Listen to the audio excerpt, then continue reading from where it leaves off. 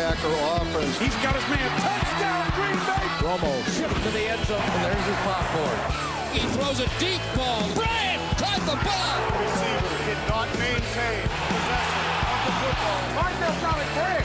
Stands and looks and rolls and throws it, and it's caught with 3 seconds left. Leaping right into Davante Adams. A dagger delivered right through the heart of Texas. Let's go! Packers, Cowboys, oh boy, yes, Aaron Rodgers loves to play in this game. He has won 6 of his 8 starts against the Cowboys. And as a matter of fact, all of us who were there that night in the old Texas Stadium when Brett Favre got hurt on a Thursday night game, NFL Network was covering, and then number 12 came off the bench, and we're like, okay, this Aaron Rodgers can play. That happened against the Dallas Cowboys. Yeah, I was at that game, Rich. I remember when Aaron Rodgers came back, I was like, God almighty, get Brett back in the game. It was amazing. Get him back in the game. We were all just standing there in the end zone, just like our jaws were on the floor. And then obviously we got a glimpse of what Aaron Rodgers was and obviously still is today. So Davante Adams, however, with a toe injury that he suffered after 180 yards receiving on the Thursday night week 4 kickoff, he's not going to be in the game this day.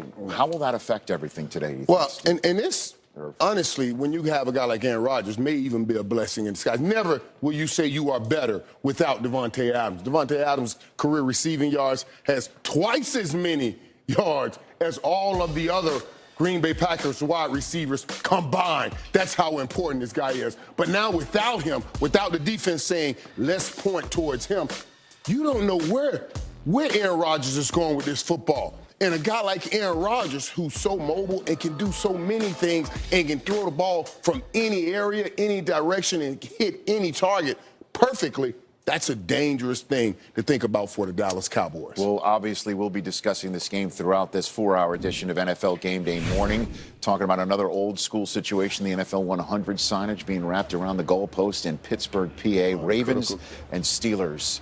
It's going to be always a great one when these two AFC North rivals face off against each other.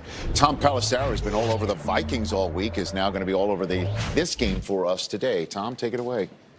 Rich, Lamar Jackson joked this week that he's already beaten the Steelers, even though it was Joe Flacco at quarterback for the Ravens in that game last September here in Pittsburgh. Today, Jackson makes his first start in this rivalry, and he's already made an impression on the Pittsburgh defense. Linebacker Bud Dupree told me Lamar is the new Michael Vick. He makes you honor those rushing lanes, and he's throwing it pretty good, too. I relayed that Vick comparison to Jackson's locker neighbor, right tackle Orlando Brown, who told me with the schemes we run, Lamar's paving the way for his own style of play, man. He's so fast, Brown added. On Sundays, there's just a different switch that comes on. And that's tough for any scout team to reenact in practice. Rich?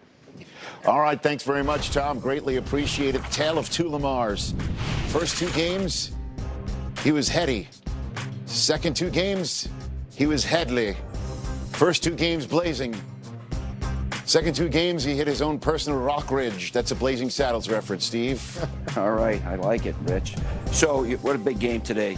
But like Rich said, this guy took the league by storm last year and even starting off, Kirk, this season. But lately, I think defensive coordinators might be figuring him out a little bit. His production is going down.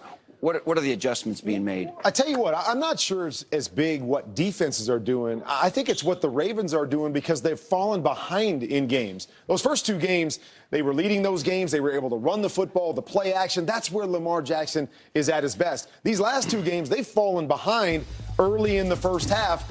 And Lamar Jackson has become more of a drop-back passer. They've got away from really what they've established and what their MO is run the football, play action, get the big plays. And that, to me, is the difference, is you can't allow, when you fall behind early in games, to get away from what you do and what this guy does well, because we saw what he's capable of in those first 2 games. Make him a drop-back passer, just not quite there yet, Coach. No, not there. And watching the Cleveland Browns with 2 new backup corners playing, and they played real soft, all right? They said, we're not going to let this guy hit downtown Marquise Brown, Hollywood, right? to go deep on us, no bump and run. We're going to let them throw the hitches, the quick outs, and then come up and tackle them. Marquise Brown only had 22 receiving yards. And so everything was underneath. They came up and tackled him, and I think the Ravens got a little impatient. But you see it right here. It's on and on and on underneath. And you know what? Numbers are down. So he, like you said earlier, he's going to have to be better from the pocket on a consistent basis, right? No doubt. Yeah, can they run the ball? Yes, they can. But, he's going to have to get better from that pocket as a great athlete like Michael Vick. Yeah. And we have a Walker. Devin Bush. He's a Michigan man, Rich. He leads all rookies in tackles this year with 37. We'll see what he does against Lamar Jackson. Coming up, 11 teams won on the road last week, and our guys think more surprise wins are on the way. Find out who they've got on Upset Alert.